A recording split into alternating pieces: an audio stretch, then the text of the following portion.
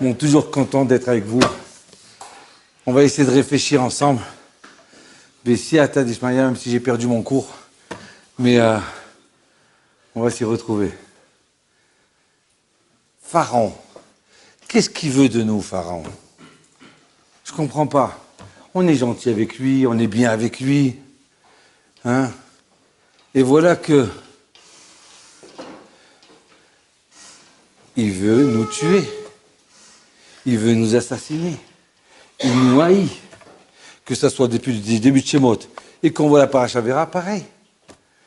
Et chaque fois, il reçoit un coup. Et il dit, ah, d'accord, maintenant, on va les libérer. On ne les libère pas. Qu'est-ce qui se passe? Pourquoi Pharaon, il ne veut pas nous libérer? Qu'est-ce qui se passe que d'un seul coup, ce Pharaon-là, qui nous aimait, qui adorait les Juifs, d'un seul coup, il commence à nous haïr? Alors peut-être qu'on, je ne sais pas, hein, mais peut-être qu'on va découvrir la base de la haine des Juifs, l'antisémitisme. D'où il vient cet antisémitisme? Pourquoi? Qu'est-ce qui se passe? Alors, regardez, on a vu que les Bnei Israël, avec Yaakov, ils sont descendus en Égypte. Ils quittent Israël, ils descendent en Égypte, pour X raisons, démarre l'exil.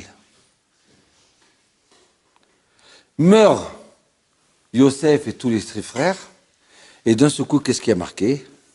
Regardez bien. Ou Bnei Israël parouch retsu, et voici que les Bnei Israël, ils se sont multipliés, veish retsu, ils se sont encore plus augmentés, d'accord, énormément, et la terre a été remplie d'eux. Alors écoutez bien ce qu'il dit le Midrash. Dès que les tribus, les frères de Yosef, ils sont morts, d'accord? Où ils étaient les frères de Yosef? Dans le pays de Goshen.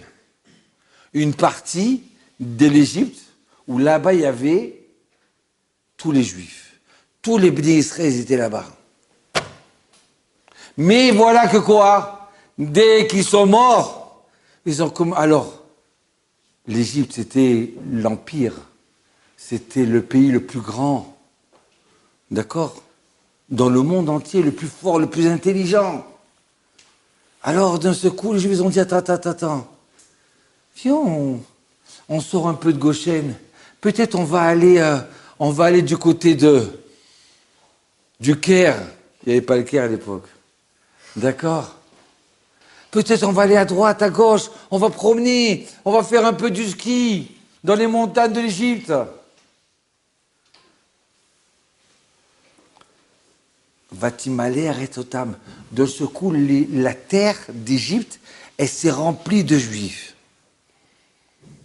Quoi? Vous savez, vous demandez des fois, vous rentrez dans un pays, et vous dites, dites-moi dans votre pays, combien il y a de Juifs? Je dis, ah, mais ils sont la majorité. On a demandé à des Chinois il y a quelques années, ils pensaient qu'on était des centaines de millions. Parce qu'on les voit partout, les Juifs. Et alors, qu'est-ce qu'il y a de mal? Ton endroit à toi, c'était Goshen. Pourquoi tu vas chercher ailleurs? Pourquoi Et le Midrash, il va plus loin que ça. Il dit à ce moment-là, dès que les Égyptiens, ils ont commencé à construire un cirque. D'accord? Les premiers qui étaient assis, c'était qui? C'était les Bnei Israël. Dès qu'ils ont ouvert un théâtre, les premiers qui étaient assis, c'était les Bnei Israël. Ils avaient rempli le théâtre, rempli le cirque. C'est-à-dire qu'ils avaient abandonné leur raison de vivre. La raison de vivre, l'idéal du peuple juif, c'est quoi? C'est la Torah. Et ils ont voulu ressembler aux Égyptiens. Et la terre, elle s'est remplie d'eux. Le Sforno, il dit comme ça, c'est quoi Veishritsu? Ils sont devenus comme des reptiles, des Juifs rampants. Ça veut dire qu'ils sont descendus tellement bas. Aïe. Ils ont voulu ressembler aux autres. Mais toi, tu as une identité. Toi, tu existes. Non. Ça y est, je veux ressembler aux autres. J'aime pas, moi, m'asseoir tout le temps en train d'étudier la Torah. On veut s'en voir autre chose. On voudrait voir un peu de paysage, un peu d'autres civilisations. On voudrait se mélanger avec les Égyptiens. On voudrait s'asseoir dans leur salon et réfléchir avec eux. Et regardez qu'est-ce qui a marqué. Vayaka melech hadash. Et voilà, il s'est levé un nouveau roi, un nouveau pharaon, il s'est levé. Qui c'est ce nouveau pharaon? Nos sages, ils disent c'est le même. Et alors, qui connaissait pas Yosef? Comment? Comment tu connaissais pas Yosef? Le Midrash, il dit, ils sont venus les Égyptiens, ils ont dit à Pharaon, maintenant on veut tuer des Juifs. Non, on dit, c'est pas possible. Regardez tout le bien que nous a fait Yosef. Regardez toute la bénédiction que nous a apporté les bénis Israël. Il y avait la famine pendant 2 ans, comme Yosef il avait prédit pour les rêves. 2 ans, dès que les bénis Israël sont venus, les frères de Yosef avec Yaakov, à ce moment-là, la famine s'est arrêtée. Le Nil, il a commencé à monter. Il a commencé à irriguer toute l'Égypte. Donc vous voyez bien que les Juifs, c'est une bracha. Les Juifs, c'est une bénédiction. Donc on ne peut pas leur faire. Mais non, on ne veut pas d'eux, on ne veut pas. De ce coup, il y a une haine qui s'est levée en eux. Jusqu'à que le roi, il a dit, bon d'accord, je suis allez avec vous, d'accord. Comment c'est possible qu'on est dans un pays où on a apporté toute la bénédiction dans ce pays-là? Et que s'ils existent et s'ils réussissent, c'est grâce à nous. Et puis d'un seul coup, il y a une haine qui grandit en eux. Et il dit, le roi, qu'est-ce qu'il dit, Pharaon? Mais Omer à la mot, il dit, venez. Ils sont tellement importants, venez vite, il faut qu'on réfléchisse, qu'on devienne intelligent, parce qu'ils vont devenir nos ennemis à l'intérieur de notre pays. Ça va être le cheval de Troie. Comment tu peux penser ça? Bébé, je vous dis sincèrement, que ce soit en Égypte, que ce soit en France, que ce soit dans le monde entier, en Amérique, les Juifs, c'est les derniers à vouloir faire du mal au pays même. C'est des gens qui sont toujours reconnaissants. On ne veut pas prendre la place des autres nations. On veut vivre avec vous, c'est tout. On est les derniers à vouloir faire du mal. Est-ce que nos prisons, elles sont remplies? Les prisons, elles sont remplies de nous? Non. Au contraire, on veut servir la nation. Hein? Quel? Selon, comme il nous dit notre cher monsieur Daniel Sperling, adjoint maire de Marseille, d'accord, qui est là avec nous, que les Juifs, ils ont toujours respecté la loi du pays. Selon la loi juive, le Shulchan Aruch, on doit faire attention à la loi du pays. Écoutez bien ça. Alors, comment c'est possible qu'il y ait une haine qui se crée en eux? Qu'est-ce qui se passe de ce coup alors qu'ils nous aiment, qu'ils nous adoraient? Si on devait dire, c'est quoi? Il y a des pays antisémites, d'accord? Eh bien, ça va être peut-être la Syrie, peut-être... mais pas l'Égypte. C'est l'endroit où on nous aime le plus. Où on est fier de connaître un juif. Ah, pourquoi? Parce que le chef de tous les juifs, c'était Yosef. Et c'est lui qui a donné à manger à toute l'Égypte. Et si l'Égypte, elle est riche, si l'Égypte, elle est ce qu'elle est, c'est grâce à Yosef. Donc il vient de mourir, on ne peut pas l'oublier. Alors comment c'est possible qu'ils l'ont oublié? Regardez ce que j'ai vu un Pirouche, une explication extraordinaire. Il dit, comme Melech Hadash, il s'est levé un nouveau roi qui ne connaissait pas Yosef. Comment tu ne connais pas Yosef? Bien sûr que tu connais Yosef, c'est écrit dans les annales de partout. Et là, le roi, il disait, mais attends, ces juifs-là, ce juif-là, qui est là maintenant aujourd'hui, mais c'est pas Yosef, ça. Il ressemble pas à Yosef. Il reconnaissait pas Yosef dans les juifs qui étaient à l'Égypte en un moment. À ce moment-là, il reconnaissait pas. C'est pas Yosef. C'est pas des juifs, ceux-là. C'est ça qui veut dire un nouveau roi qui s'est levé, qui reconnaissait pas Yosef. C'est pas qu'il a oublié Yosef, non. C'est que dans les nouveaux juifs qui étaient là, en Égypte, qu'ils étaient dans les cirques, dans les théâtres, de partout, mais ils n'étaient pas du tout dans la Torah. Ils n'étaient pas du tout dans leur mitzvot. Ils étaient là à aspirer un idéal, un amour d'une autre nation qui est la sienne, une autre idéologie qui est la sienne. Alors Pharaon, il a dit, ah, ceux-là, c'est pas Yosef. Ceux-là, je peux aller contre eux. Ceux-là, je peux maintenant les rendre entre esclaves. Pourquoi? Parce que c'est pas Yosef. Yosef, je respecte. S'il ressemblait à Yosef, je le respectais. Regardez des fois. Spécialement, alors qu'on est une nation, dans Goshen, on est une partie, d'accord? En vivant à part dans Goshen, on nous aime. Et voilà qu'ils ont voulu se mélanger avec les autres. D'un seul coup, il se crée un virus de haine contre les Juifs. Alors que le Juif, il veut se coller avec le non-Juif. D'accord? Et nous, on les aime. Pourquoi? Parce qu'on aime tout le monde. Pourquoi haïr? Pourquoi haïr quelqu'un qui n'est pas juif? On les aime tous.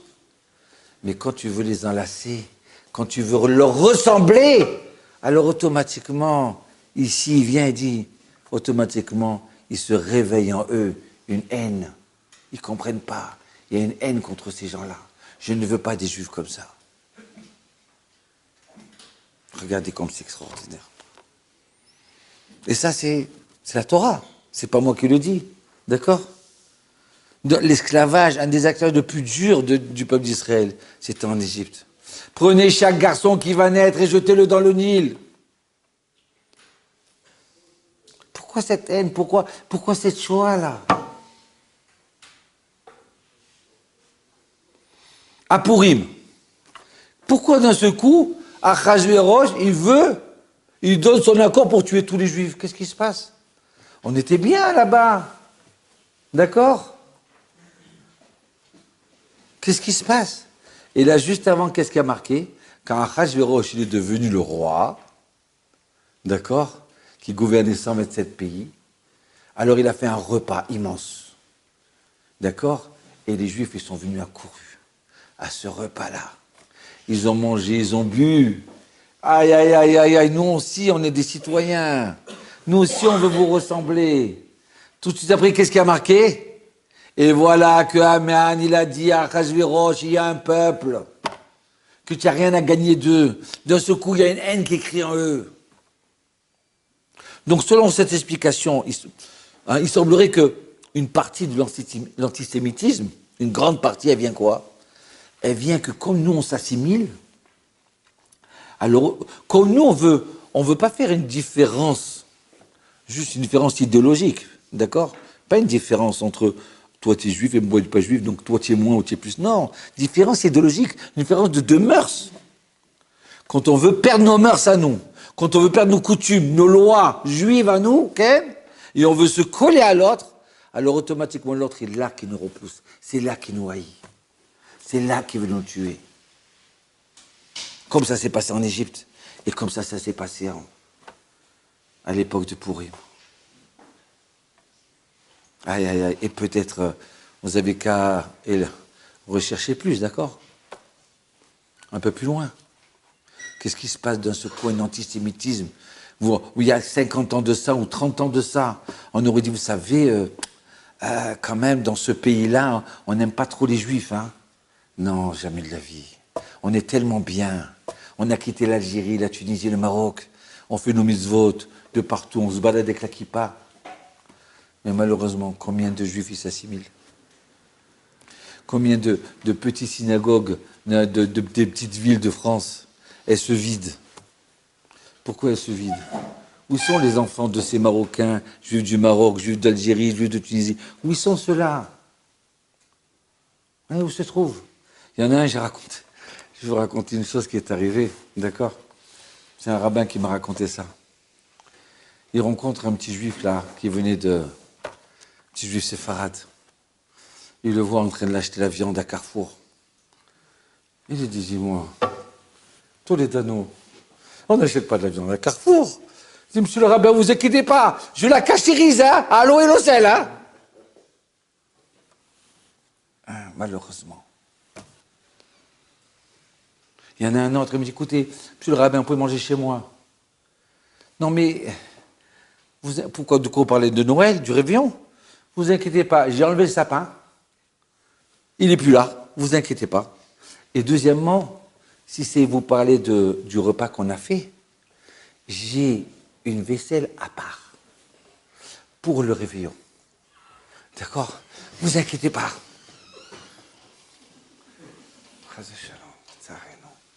Leur fête, c'est leur fête. Nos fêtes, c'est nos fêtes. Aïe, aïe, aïe. On raconte au niveau de Tsar, Nicolas Tsar. Le Tsar, le Tsar Nicolas. En se baladant comme ça il voit un juif religieux avec les péotes, le chapeau. Il dit, c'est quoi ça? C'est qui ça? Il dit, ça c'est un juif. Un juif. Ah bon? Je voudrais le rencontrer. Dis-lui qu'il passe me voir demain. Donc alors, ou demain, ou dans la semaine. Donc vite, ils vont le chercher, ils vont le voir, ils disent, voilà, regarde, tu as une invitation spéciale, tu es invité au royaume. Vas-y. Maintenant, tout le monde entend, il est invité au royaume, ouais, Nicolas, ça, comment? Là, on est dit, d'accord, mais tu peux pas aller comme ça, avec tes habits comme ça, il faut que tu changes tes habits, d'accord? Donc alors, il faut que tu arranges ta barbe, tu la tailles un peu, et puis même si tu veux la raser, tu peux la raser, d'accord? Donc alors, il s'est rasé, il s'est mis en costume, il arrive là-bas. Il dit, qui tu es? Il dit, ben, on m'a dit de venir, je suis le juif que tu m'as commandé. C'est pas toi que j'ai vu un autre. C'est l'autre que je veux voir, c'est pas toi. Si tu me montres un juif qui ressemble à un non-juif, ça m'intéresse pas. Je veux voir un juif, moi.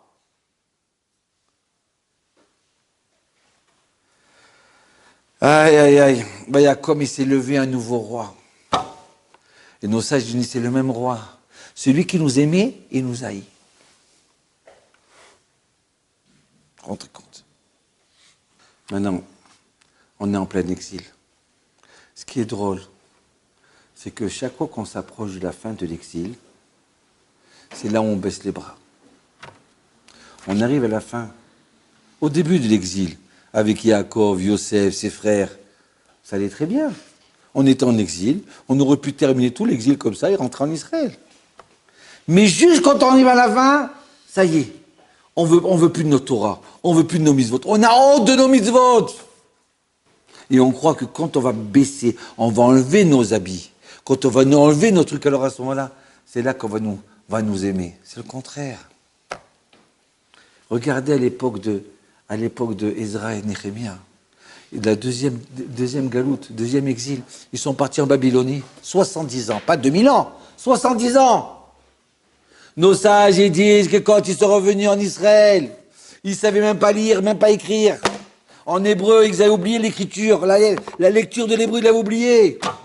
Comment c'est à Aleph? Ils ne savaient pas. Ezra, son père qui a ramené ça, qui a retrouvé ça. C'est-à-dire que 70 ans, 2000 ans encore, on a tenu pour Hachem 1500 ans, on était des juifs jusqu'au bout. On a tenu. Et juste à la fin, on perd, on lâche.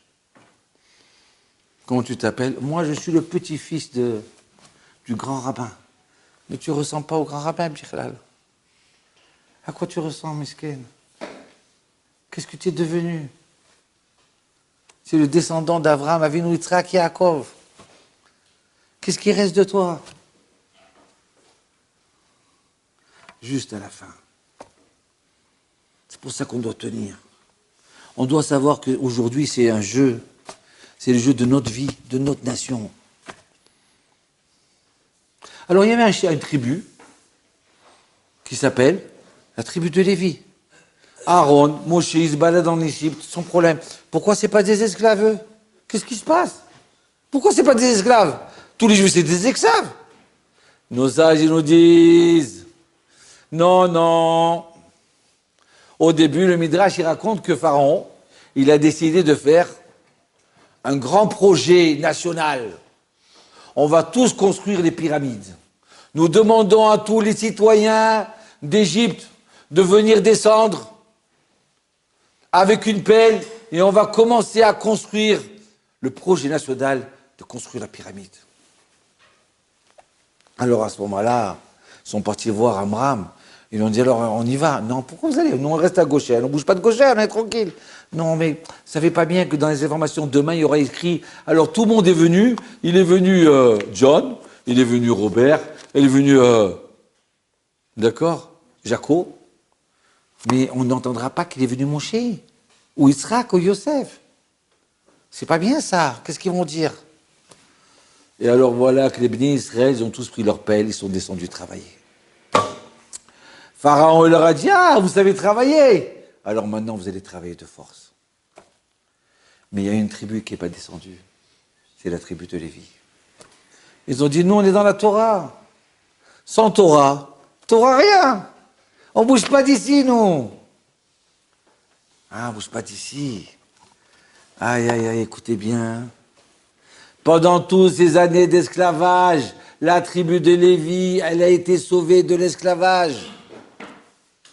Pourquoi? Parce que c'est donné à la Torah. Nos sages, ils disent, tout celui qui reçoit le joug d'étudier la Torah, de se fatiguer, alors Akadosh Baruch Hu, il le dispense de d'autres soucis. Mais celui qui délaisse la Torah, d'accord? Alors d'un seul coup, il a d'autres soucis, un souci là, un autre souci à droite, à gauche, ça ne s'arrête pas. Il te dit, moi, j'arrête pas de courir, je ne sais pas comment vous faites, j'arrête pas de courir. On dirait, je cours après le vent. J'ai pas le temps d'étudier la Torah. Le Shevet Lévi n'était pas en esclavage. Vous savez pourquoi? Parce qu'il étudiait la Torah. Parce qu'il n'a pas voulu ressembler au petit Égyptien sympathique. Il n'a pas voulu ressembler à l'autre. Donc à cause du il l'a protégé. Or sûrement qu'on l'a traité de parasite. Quoi? Nous au travail, viens nous aider. Viens un peu, on a l'esclavage, viens nous aider. Non mais moi j'étudie la Torah, moi. Mais soulève-moi, soutiens-moi. Tribu de Lévi, ils n'ont pas eu. Ils ont été sauvés.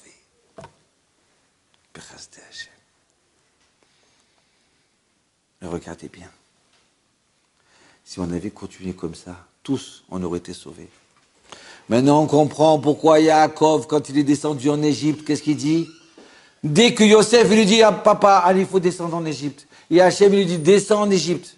Qu'est-ce qu'il fait Yaakov? La première chose, qu'est-ce qu'il fait? Il envoie Yehuda pour préparer un terrain, pas un terrain de foot, un terrain d'études, la maison d'études pour étudier la Torah.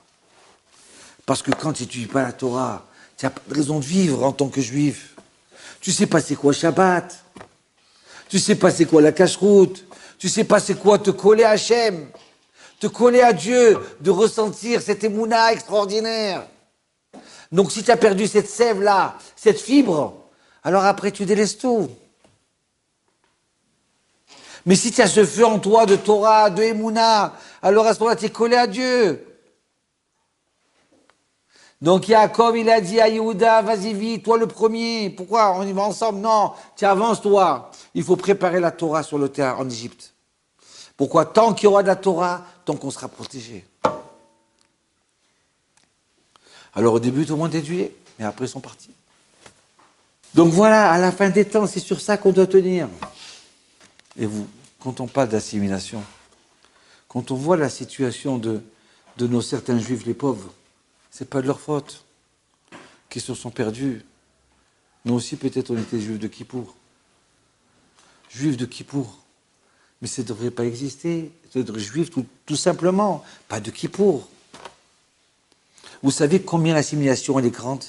Alors nous, on est contents parce qu'on est dans nos synagogues, d'accord? On est dans le centre d'études, à Paris, à Marseille, à Lyon, à droite, à gauche. Mais tous les autres, combien ils se perdent? Des familles entières. Le président d'une synagogue, il m'a dit, alors il a dit à moi, un ami à moi qui était rabbin, il dit, écoutez-moi, mais il faudrait construire un mikvé. Un mikvé, mais pourquoi? On n'est plus au Maroc, monsieur. On a des baignoires maintenant, on a des douches, on a besoin de mikvé. Vous êtes arriéré, monsieur.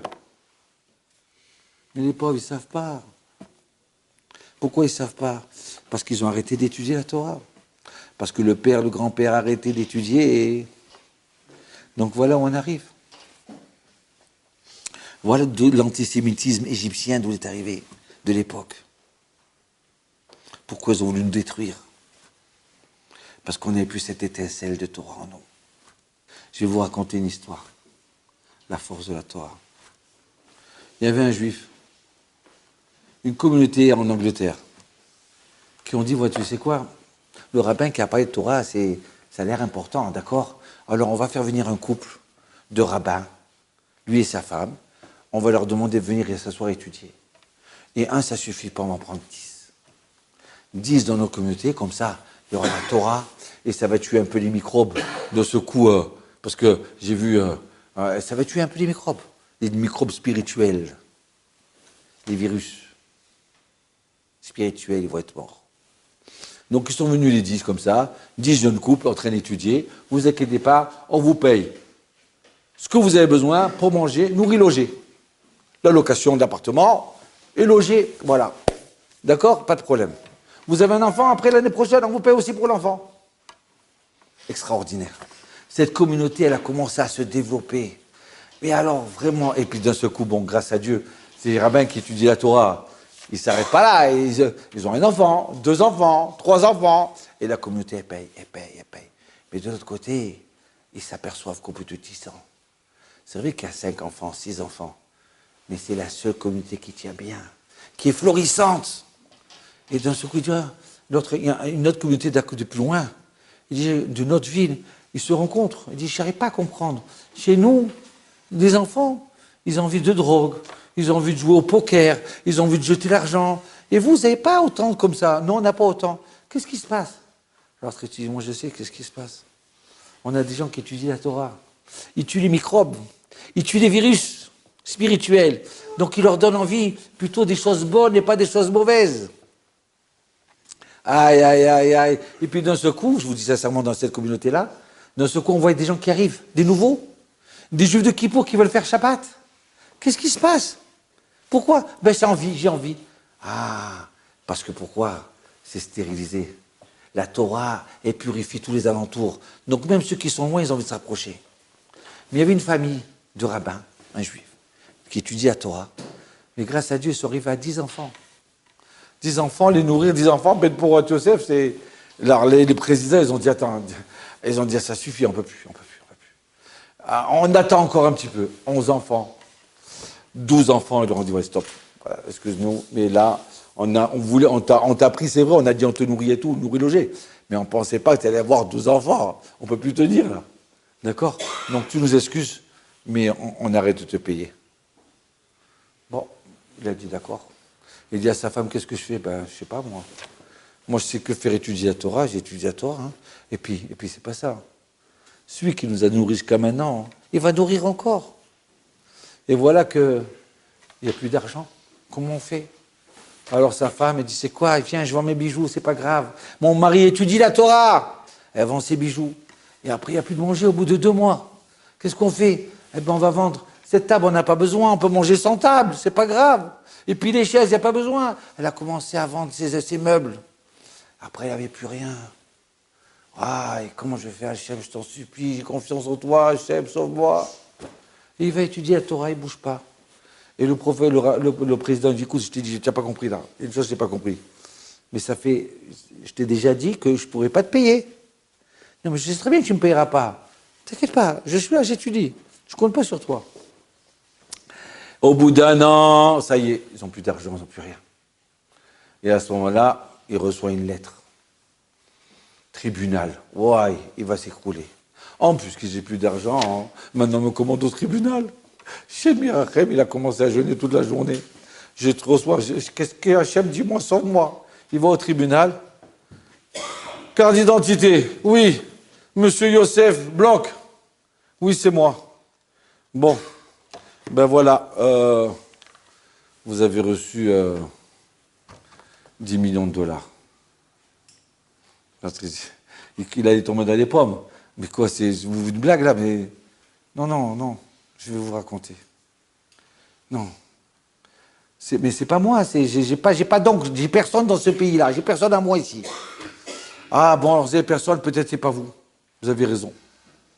Mais le juge dit, voilà, écoutez bien. Il y avait un riche qui n'avait pas d'enfants. Il adorait les enfants. Il a décidé de donner son argent à la famille qui a le plus d'enfants. Donc jusqu'à il y a 2 semaines, d'accord, il y avait une famille, Dupont, qui avait 12 enfants. Donc c'était elle qui devait recevoir cet argent. Mais il y a 2 semaines de ça, votre femme a accouché du 13e enfant. Donc c'est vous qui gagnez les 10 millions de dollars. il rentre chez lui en pleurant et en dansant. Voilà, Hachem, il part, Totaraba, Hachem. Bémet, si on regarde quelqu'un qui étudie la Torah, depuis de génération en génération, comment ils ont fait pour vivre? On ne sait pas comment ils ont tenu. Il y a quelqu'un qui me dit, mais c'est normal, toi tu arrives parce que tu as un oncle d'Amérique qui t'aide, et lui parce que c'est son cousin. Oui, mais d'accord, mais pourquoi l'oncle il aide à celui-là, et pourquoi le cousin de celui qui s'est réveillé, et pourquoi c'est arrivé comme ça? Hachem, il a des chemins. C'est vrai qu'au début c'est difficile, on serait bon. Ah voilà, le Rav Yosef, il partait sans manger, étudier la Torah. Il avait une tranche de pain avec un peu de margarine dessus, comme ça, pour toute la journée. Celui qui se bat et qui se donne pour étudier la Torah, même qui se donne 1 heure de temps, il dit, c'est quoi? Aujourd'hui, je travaille jusqu'à 8 heures, je travaille jusqu'à 7 heures. Et après, je vais étudier 1 heure de temps. Pourquoi? Parce que c'est à moi. C'est ma Torah, à moi. En quoi je suis juif si je ne connais pas ma Torah? Comment tu peux conduire si tu n'as pas appris à conduire? Tu n'as pas appris le code. Comment tu peux être juif si tu ne connais pas ça? Oui, mais les autres, on s'en fiche des autres. Toi, tu es juif. Et je termine par une autre histoire. Écoutez cette histoire-là. Il y avait un jour un petit paysan en Russie. Ce petit paysan en Russie, il a des vaches à droite, à gauche. Et il y en a un, il vient le voir et dit, écoute-moi bien, tu as plein de vaches. C'est pas dommage, tu connais même pas Moscou. On parle de ça il y a 100 ans de ça. Tu connais pas Moscou. Va visiter, vends une vache et va à Moscou, tu vas faire la fête. Bon, et comment je vais à Moscou?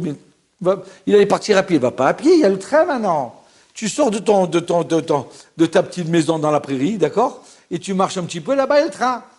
D'accord? Alors il rentre comme ça, et puis tu vas acheter ton billet. Donc il va acheter son billet, il s'assoit dans le train, tranquillement, il roule. Et voilà qu'il y a le contrôleur qui passe. Et donc il y a une clochette, cloc, cloc. Donc c'était dans les compartiments. Les trains avant, c'était chacun son... Il y avait plusieurs compartiments, plusieurs chambres dans le train. Donc dès que le contrôleur, il fait sonner sa clochette, d'accord? De ce coup, la plupart des gens qui étaient dans le compartiment, ils sont rentrés en dessous, en dessous les fauteuils. Lui, ce petit Yehuda, d'accord? Il était un peu gros. Il a vu tout le monde en dessous la poussière, en dessous le fauteuil. Il a voulu se mettre aussi. Il dit, qu'est-ce qui se passe? Peut-être qu'il y a une bombe. Il a voulu se mettre en dessous le fauteuil. Mais il était tellement gros, il est resté coincé.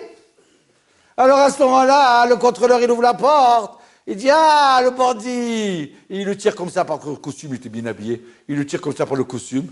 Lève-toi. Il commence à préparer son procès verbal. Alors, comment tu t'appelles? Yehuda. Oui, et comment? Koskas. Ah, non, Koskas, c'est pas russe. Stremli. Alors, il lui dit, alors, tu as un billet? Et l'autre, Yehuda, il sort son billet. Il essaie de regarder, peut-être il est faux. Il voit, il est vrai. Je dis, mais je n'ai pas compris là. Mais si tu as un billet, qu'est-ce que tu fais en dessous?